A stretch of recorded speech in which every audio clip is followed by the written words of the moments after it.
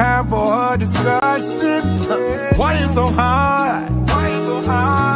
Show me that you love me, baby. Why you so hard? Show me that you care. So many days, so many nights, so many tears. I had to cry. Told me you love me. Love was a lie. Loving you was a mistake. Loving you was a mistake. Loving you was a mistake. Loving you was a mistake. Play me like guitar, baby. You only love me for breathing. Play with my emotion, girl. And I don't want to be your friend. Hello, and thank you once again for chiming in with the Chatterbox with King Jacob. I'm your host, King Jacob. And today we have a treat for the mind, a treat for the soul, and just some education that people need to know about, especially, our sisters and brothers need to know about this. So we'll be discussing the history of Black firefighters. And, this man needs no introduction. I've learned to know him, and a real good brother. And we talked about a lot of different things, so let me bring to the forefront, to the stage, Mr. Duery Smith out of NYC. How are you? I'm doing well, Jacob. Thanks for allowing me to share the stage with you. My name is Duery Smith, as mentioned. I'm a New York City firefighter, retired. Had the opportunity to serve the city of New York for over 20 years. And in that space, I was able to meet some great people, both Black and white.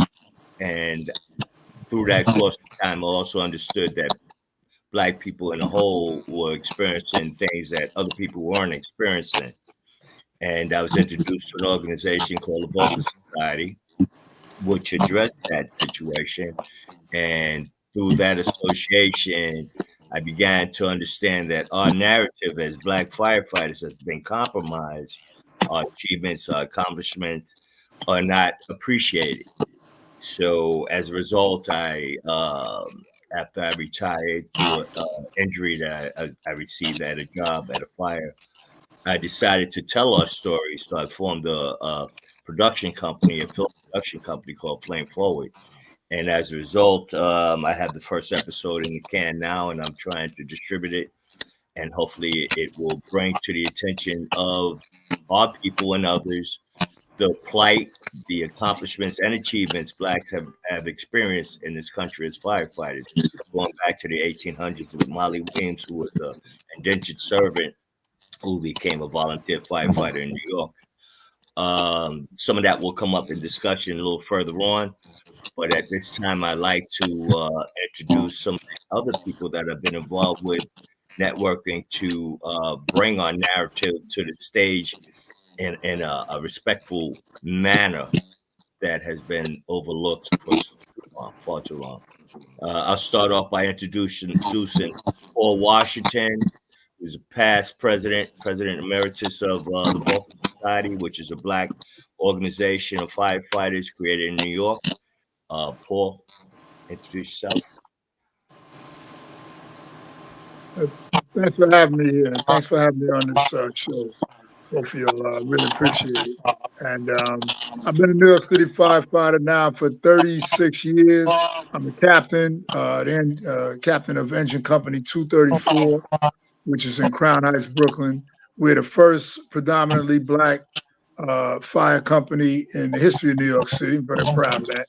I was the president of Vulcans from 99 through 2007, during which time we brought a lawsuit against the fire department, which we won, and resulted in a $98 million settlement paid out to Black and Hispanic candidates who had tried to become firefighters but were stopped from becoming firefighters for no valid reason.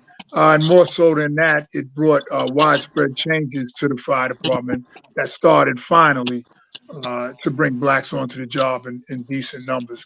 When we started this, there were less than 300 Black firefighters in New York City out of about 9,000, less than 300. Today, numbers are better. We're up to 10%. We're about 1,000. There's about 1,000 now Black firefighters in New York City. Still not what it should be, far below what it should be, but way better than it's ever been. And the lawsuit was a big part of that. We also brought a lot of attention to it through the media. We also went through politicians. Some of the same routes our people have always used to try to get justice in this country. And we got some justice, but we're still seeking more. Could you just honorably mention the individuals that were involved in that lawsuit and give a shout out to the law firm that took us on for free? First and foremost, Mike Marshall. He was a lieutenant in the fire department, and me and him together were for a long time. I guess the best way to describe it is we just were obsessed with getting more Blacks into the fire department. And we started in the early 90s out on the street recruiting. Hundreds of hours we spent out there recruiting, and Mike was me and Mike fought this battle for years, side by side. Later stages, Duery joined the fray, and so did John Coombs, who succeeded me as president. So yeah, that's those folks definitely deserve a shout out. And the Center for Constitutional Rights was the organization that first took us in, and then they were joined by Levy Ratton, who partnered up, and also, of course, the Justice Department. The lawsuit was actually brought by the Justice Department, and we were, what do they call it, I can't remember the term, but we were down with the lawsuit as well. Yeah. Okay. That's wonderful, man. That's all wonderful. So, Mr. Quinton, are you there? Yes, I'm here. Okay, could you go ahead and properly introduce yourself? Yep, I am Quinton Curtis, better known as Lieutenant Q, president and founder of the Black Fire Brigade. 37 years in the Chicago Fire Department, retiring soon. November 25th is my last day, and I'm going to hang my hat up there, but I'll continue with the Black Fire Brigade. The Black Fire Brigade came in concept of June of 2018. Since the concept of it, we put over 755 young people through first responder school. That's firefighter, paramedic, police officers, Cook County Sheriffs, Illinois State Police, and everything dealing with first responders. To this day, we're responsible for bringing back in the Black community. I think we're up to like $35 million a year that we put back into the Black community as first responders. When you go to our website, which is www.blackfirebrigade.com, every day you go in there, you see kids passing the national exams, kids becoming first responders all over the city of Chicago and the Cook County area. We're the #1 crime prevention program in the state of Illinois, so we've made more first responders probably around as an organization than many that I can even remember. Piggybacking on New York, when I came on the job in the 80s, there was close to 1,000 of us. I think we're down to about 300. So we actually did the reverse of New York. So what that became a big plight of mine, so after seeing our department not hire us, and it's not turning to look nowhere near us, I wanted to make that change. And the second reason I want to make that change is because I've been to more gunshots, shootings, and stabbings and tragic in our city than the average guy in Vietnam. And so I wanted to do something different, and I wanted to put my money where my mouth is and not be talking about what I was going to do, but do exactly what I said I was going to do. Can I just thank you for that. Thank you, Mr. Michael Taylor, for joining us. Thank you for having me. Go ahead, Dory. Yeah, I'd like to just speak to what Brother Curtis brought to our attention.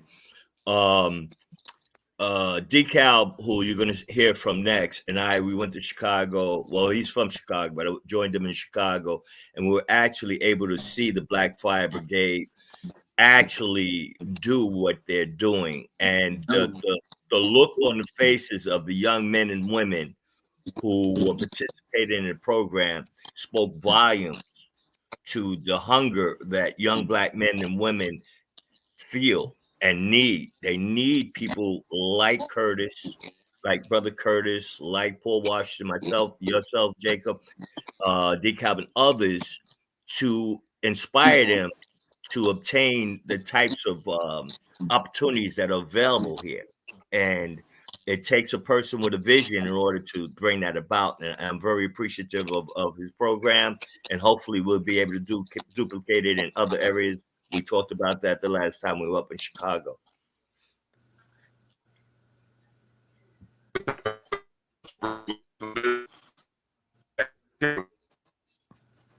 I guess, Brother Dekalb Walcot could jump in. Brother Walcot. He keep jumping off. Thanks because I tried to add him a few times, and he keeps jumping back out. So he's having technical issues. So I tried to add him in, and he can come back, but he's having some technical difficulties. So moving forward, I just have a question for all of you gentlemen, if you could be so kind to answer this for me. Why?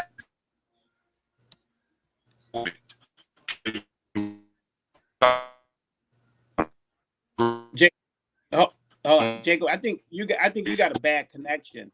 Everybody else is moving. I think the connection problem is on your end. You're the only one that's frozen, that's not moving. So we can't even hear what you are saying. If you can hear us, we can hear you. You're still extremely staticky. Okay. Like your screen is frozen. Okay, you're starting to move a little bit now. Yeah, so can you hear me now? Yes, much better. Yes, much better. Oh, okay, great. So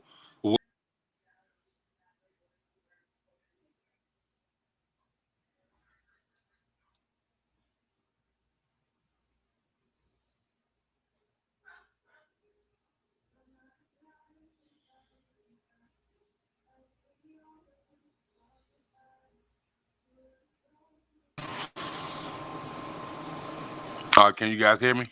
Yes.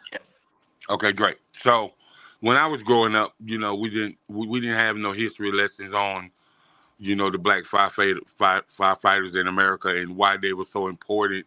And so I'm so glad to have you guys on once again. And so my question is, why do you guys think the history of Black firefighters are so important and why it's so important to the community, and it's just so important for the educational purposes? I'll take the lead if it's okay. Go ahead. Basically, the reason why I became a firefighter is my family was literally saved twice in a fire situation. At the particular time, I was living in Williamsburg, Brooklyn. It was fires late 60s and early 70s everywhere. And to see these men, and I say men because women were persona non grata back then, they weren't allowed in the fire service. But to see these snotty-nosed men drag my family, including myself, out of the circumstance we were in, and not knowing us from Adam, but putting their lives on the line to assist us to stay alive.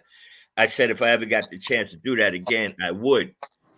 And to think about that dynamic, to see a Caucasian person saving somebody who they probably don't know, don't care about, but imagine seeing a Black person do that same thing in your community for a young Black man, a Black young lady, to see that dedication, that effort that they took to save another human being who they didn't know, the impression that it will make on them. That's the impression those guys made on me. And I said, if I ever got a chance to become a firefighter, I would.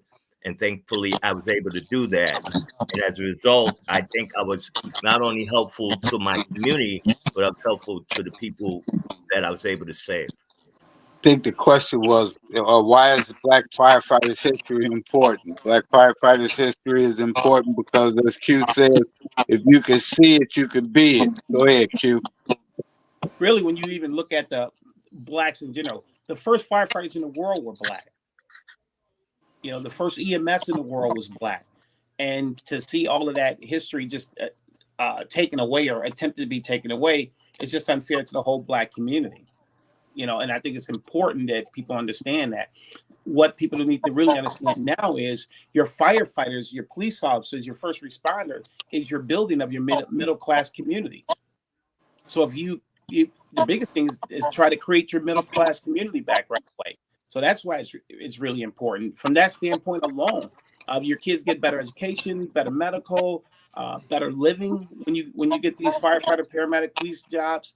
So it's a great middle class start. So that's that's another big reason for it.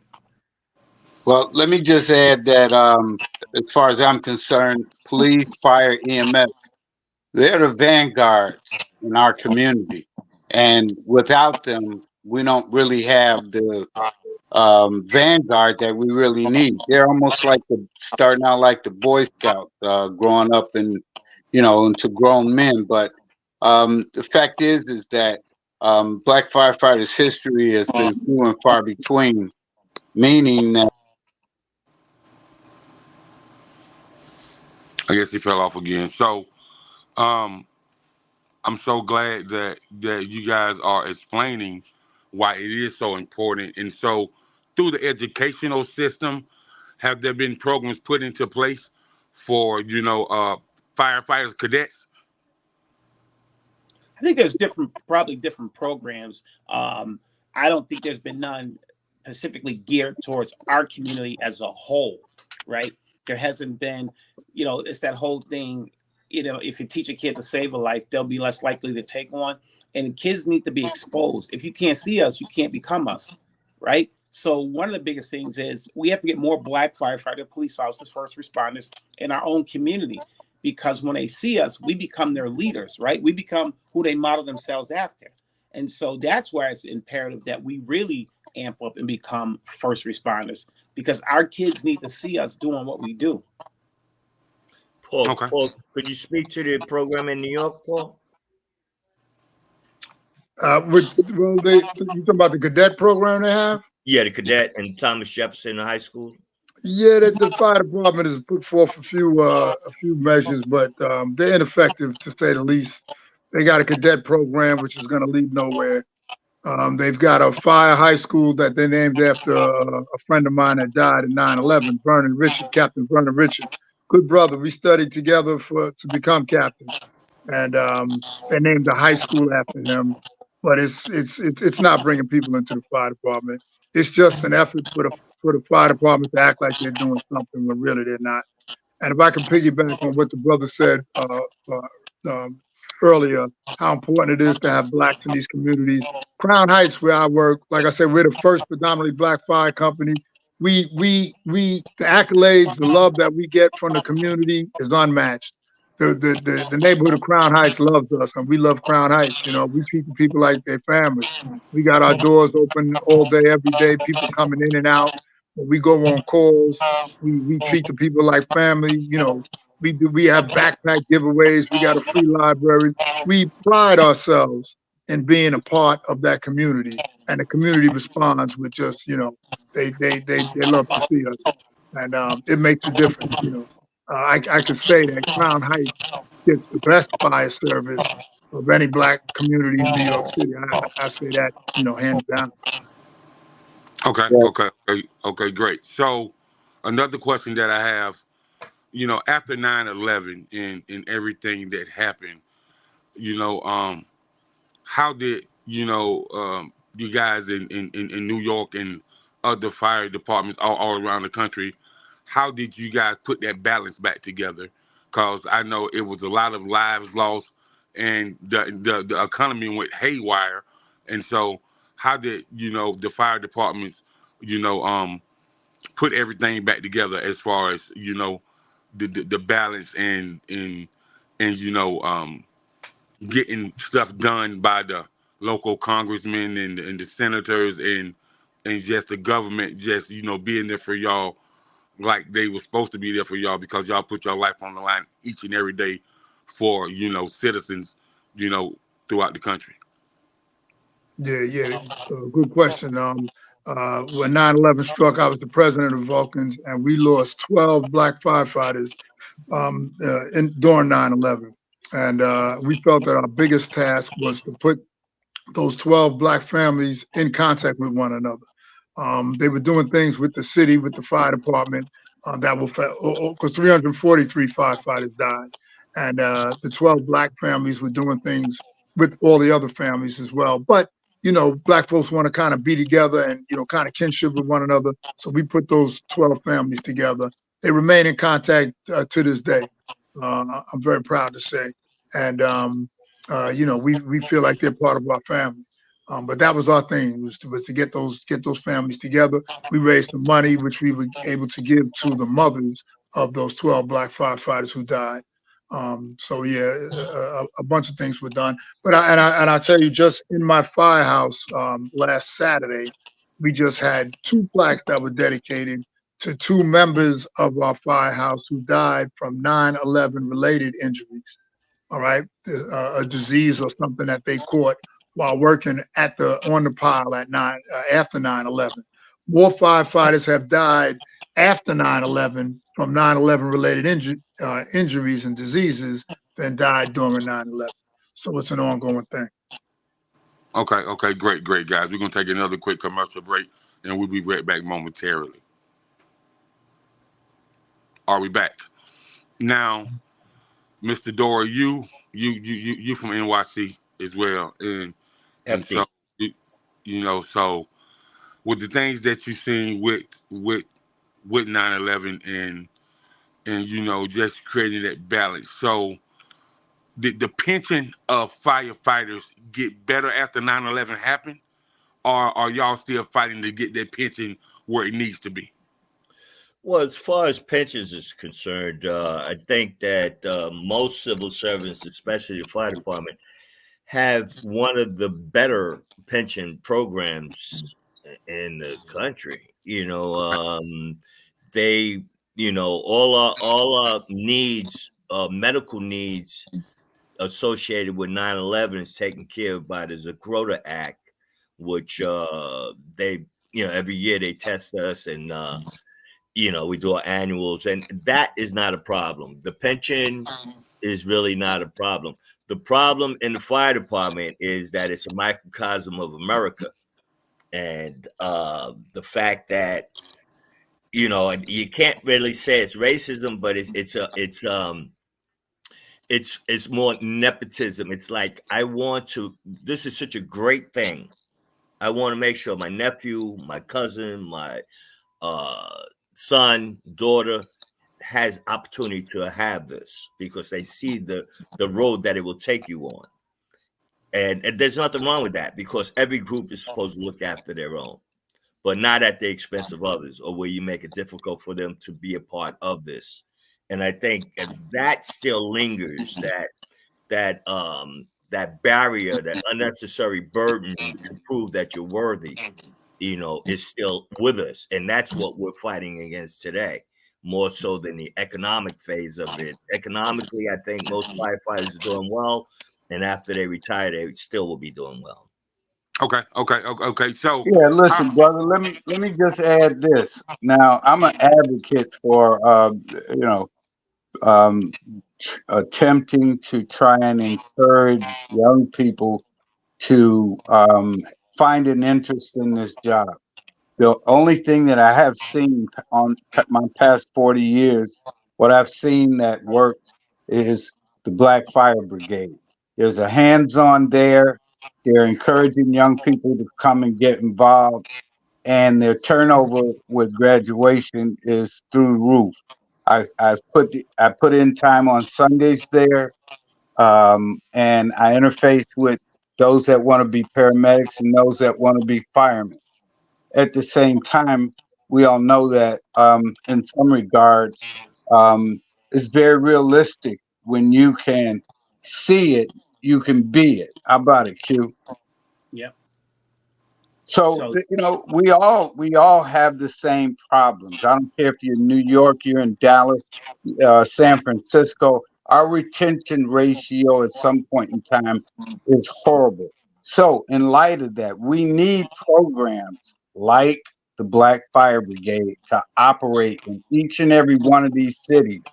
We have a problem with getting our manpower and those people there participating to step up. Really, it should be something that that city or those particular organizations take up and put and push forward. These are vanguard groups in our community, and we need them. We need policemen, we need firemen, we need EMS. Okay. So as far as with the firefighters, as far as the public relations and getting messages out to the masses, do you guys have any type of public relations personnel in each department, um, or how does that work for you guys as far as getting write ups citywide, statewide, and nationally? Let me jump in. Just cover a couple of things before we move on. I was deployed to 9/11. I did work 9/11. I did come down to work the pile. Chicago team. I was on the Chicago team that came. So I think, you know, it's important. But one of the most important things that we did this year in Chicago, through all our media outlets, came out and they finally recognized this year the 12 brothers who died at 9/11. So Chicago did a big thing on it this year to recognize all 12 of the blacks. Because one of the biggest things that was always asked was, did any black firefighters die in 9/11? That's really a big question when people go around. When you go around, they ask you that. And so this year for 9/11, New York ran our airways on every news channel. Was very well recognized and received. Okay. So, Brother Duery, I thank you for that, Brother Q, and Brother Duery. Let's talk about Flame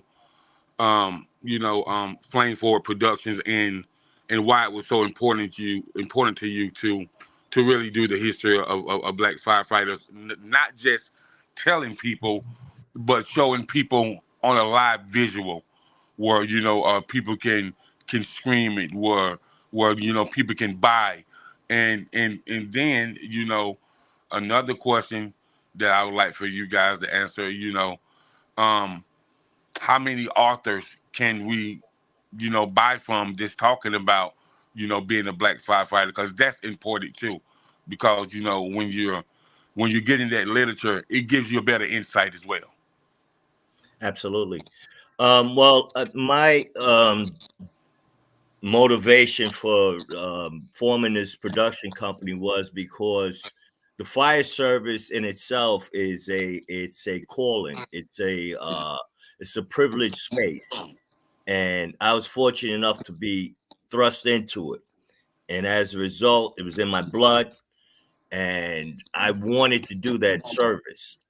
But what I found over time is that the accomplishments and achievements of Black people was overlooked, and we were looked at as if we didn't belong there or that we couldn't do the job. So with that in mind, there was an opportunity. A young man introduced the thought. He went to film school, and he said, "Why don't you make a film about Black firefighters?" And I said, "Okay, let me look into that." And he introduced me to somebody, and that's where the process started. And then, as I went on in time, I saw that our narratives was co-opted, so that our accomplishments and achievements weren't appreciated for what they were. Like Dekalb could speak to it more than I can in this particular instance. In Chicago, there was an engine company called Engine 21. I really would rather let him talk about that than me. But as far as my production company, what I want to do is I want to show the accomplishments, achievements, and challenges that Blacks face in the fire service in a form that can be appreciated as a educational and an informative recruitment tool. So that's why I formed that, and I have the first one in the can, and it's about to be released. I'm shopping it around, and hopefully everybody will get a chance to see it. You can go to my website at flameforwardproductions.mail, flameforwardproductionsmail.com, or flameforwardproductions.com. And you can look at some of the things that I'm trying to do. It's going to be a 5-part series, and it's going to explain some of the things that we've achieved and experienced throughout time. But to speak to your point about what the blacks have brought to the fire service, Dekalb, can you speak to that in Engine 21? Dekalb, are you there? I think he jumped off. I'll try to get him back on. Can you hear me? Yes, we can hear you. Go Yeah, ahead, Mr. Dekalb. No, honey. No. we can hear you, Dekalb. We wanted you to speak about Engine 21 and what it brought to the fire service. Yeah. Basically, that echo is killing me. I'm not sure where it's coming from. It's probably me. All right, so he jumped back off, Dory. So we'll move on. And I have a question for Mr. Washington. So, Mr. Washington, you've been around the fire services for a long time. You know, you work with so many different people. And as I look around, I see that black women have came a long way with being firefighters now.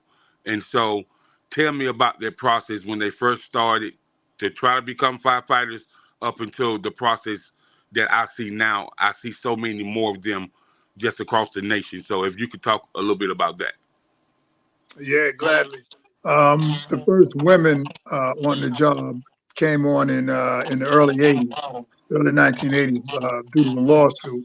And some of those women were black. I think about 4 or 5 of them were black. And they had a very hard time. You know, they caught a lot of hell. And one of them, Ella McNair, she rose to the rank of lieutenant. She became the first black woman lieutenant in fire department history. And today there's over 100. Initially, but when we brought our lawsuit around in the early 2000s, there were like maybe 20 something women. That's just women. Black women, that's women total. Black women was just a handful. Today there's well over 100 women, and most of them are, well, I can't say black, but most of them are women of color, black and/or Hispanic.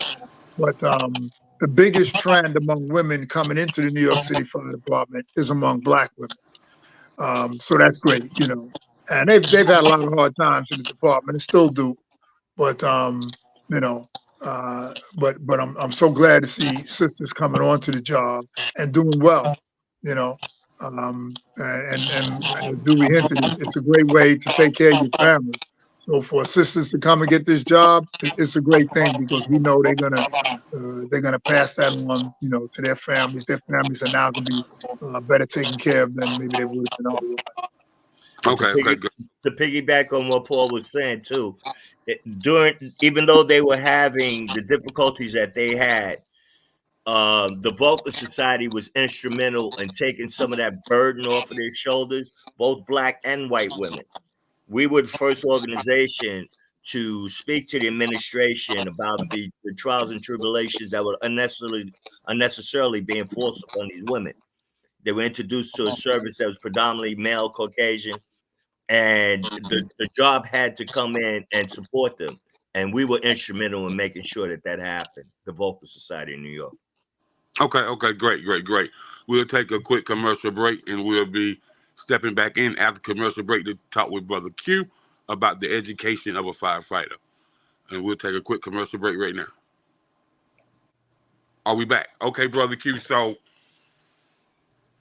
amongst of, you know, becoming a firefighter, the schooling and the education to become a firefighter. So what are those classes like? What is the literature like? And how much literature do you have to learn? Well, basically, to become a firefighter in the city of Chicago, you just basically need a high school diploma or a GED. No college is required. What is going to be required is that you become an EMT, then a firefighter. Everybody is an EMT first, and then switch over to the role of firefighter. EMT program takes approximately 90 to 120 days, and then you switch over from that and go into the field of firefighting. Okay. So do you guys kind of work with the youth organizations or the nonprofits to really teach them things about a firefighter? Because it's a lot of kids that just not going to go to a 4-year university, and to be an EMT, a firefighter, is, I think, something that's a really, really valued career. And so, what would you say to the youth that was thinking about, becoming an EMT or firefighter?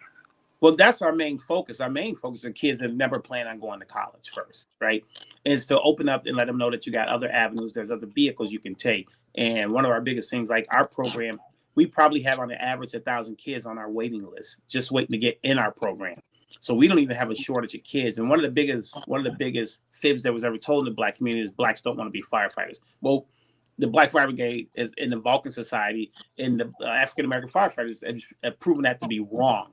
So when you hear stuff like that, you need to stop and correct people on that matter immediately. But as far as educational wise, we have a very stringent program. There's a 4-week program that you go through before you even accept it, right? So we don't put good money behind somebody that we know that's not even going to make it.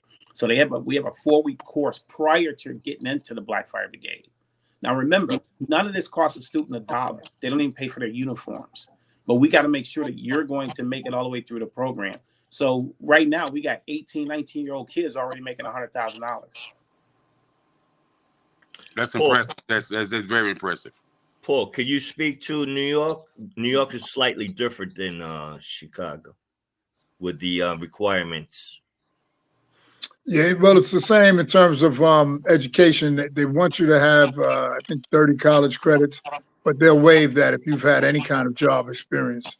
So it's basically the same thing. You can come on with just a high school diploma, and you have to take a test, a written test. They put you on a list, and then they hire you based on your standing on that list. So it's very competitive. You don't have to be an EMT first.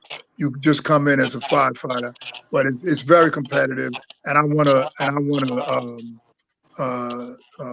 co-sign on what Brother Q just said. That nonsense about blacks don't want to become firefighters. I heard that my whole life, And if they don't know about the job, no, they don't want to become firefighters. But if you explain to them what the job is all about, what we do, the salary, the time off, just the knowledge that you're going out to help people. Every time we go out those doors, we're going out to help people. You let folks know that, what the job is really about, and Black folks will too want to aspire to become firefighters. No question about it. We're just kept off in various ways. The job and the city has various ways to keep us from getting onto the job. But Black folks, when they know about it, they have a desire to become firefighters as well. Okay, so being a firefighter and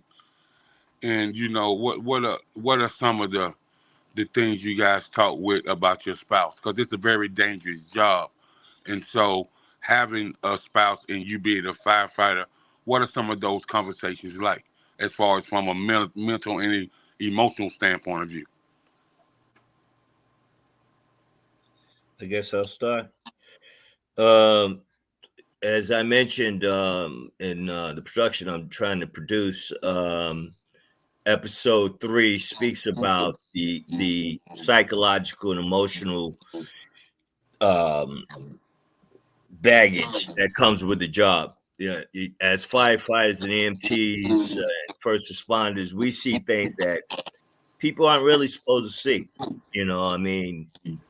We are different, and we have to learn how to process that information, that visual and emotional things that we experience and going about doing our job.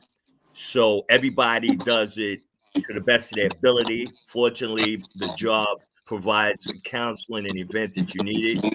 Unfortunately, in the past, we didn't have that, and a lot of people went to alcohol and drugs to hide, the feelings that they internalize, because they don't want to constantly bring it home to their children and their spouses that their day's experience, because a lot of times it's not pretty.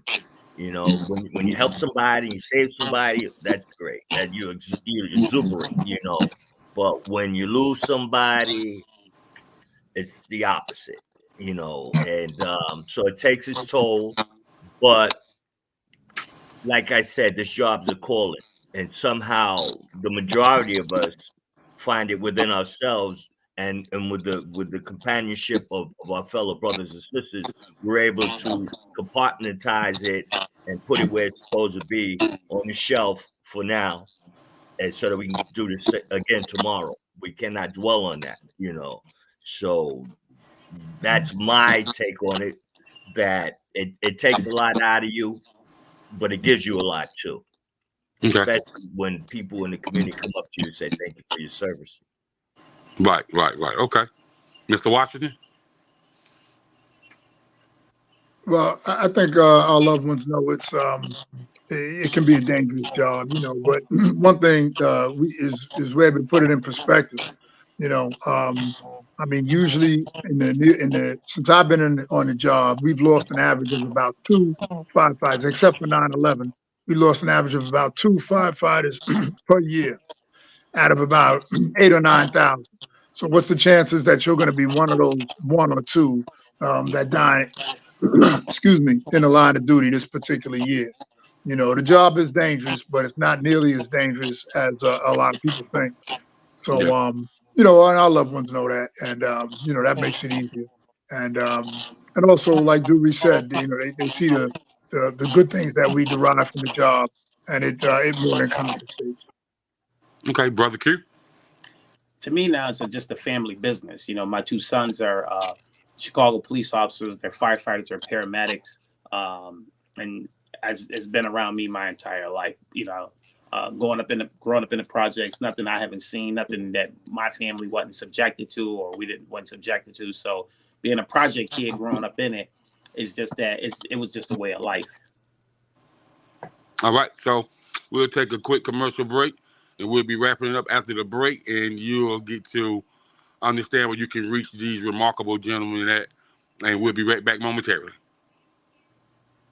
All right, we're back. So we're wrapping it up, guys, and I just want to say I really, really appreciate you for coming on the platform and just sharing some jewels with me, breaking it down to the audience and stuff like that, man. Because a lot of times we don't have these conversations with firefighters that look like us, and so this is remarkable to me. So if everybody can, tell everybody where they can reach them at, and because you guys are remarkable, keep doing what you're doing. I love it. Thank you for having us. Okay. I wish Dekalb was still with us, because Dekalb Walcot, he has 2 books out. He just released his 2nd book, Black Heroes in Fire. And he has a lot of historical perspective on fire service as a Black person in fire service, especially in a city like Chicago. Sorry he's not able to be with us and give you his information. But I tell you what, Quinn, could you hold on for a second? Sure. Somebody else talk. Let me get his book. Okay. So, Brother Q, how can people reach you? Maybe they want to do a write-up on you or interview you. How can people reach you through your social media platforms? So you can reach us through www.blackfirebrigade.com, or just Google Black Fire Brigade. We're on all social media platforms, and so we're really easy to find. One of the things, when the book comes up, we want to go over Engine 21. Dekalb Walcot is the historian, so I didn't want to speak on anything that he should have been speaking on. But a little history on Engine 21. Engine 21 was the first all-Black firehouse in the city of Chicago, and they were the first Black paid firefighters in the world. And so he had a lot to expound on with that when it came to Engine Company 21. So hopefully we get a chance to talk to Dekalb Walcot. You can also reach Dekalb Walcot through the Black Fire Brigade, and he's got his book and he's showing it now. Okay, most definitely. I'll bring Mr. Walcott back on for for his own interview to talk about both of his books, and so we can get that out to the masses as well. So, Mr. Washington, man, talking about somebody who's been around for a long time, man, and seen a lot, then did a lot, then broke barriers. How can people reach you? Well, one thing they can do if they want to find out more is there's a great book out called Firefight, like with bullets, Firefight. And it's a book that chronicles the fight that we had with the city, and to bring more blacks onto the job. It's a very entertaining and well written book. And it's another book that I see Duery was holding up, blacks in the FDN, black firefighters in FDNY, which chronicles the entire history of blacks in the New York City Fire Department. Very good. If anyone wants to reach me, they can reach me through the Vulcan Society. Vulcan Society's it's on a lot of different platforms, and or you can reach my email, which is TWASH 582 at AOL. All right. So I want to thank everybody for joining me tonight on the Chatterbox TV. We bring you the best news and media with the most incredible working class people from all across the globe. This is in association with the DuPont Network, powered by the Village Global Network, where the executive producers are Kimmy K and Senior G. Thank you for your time.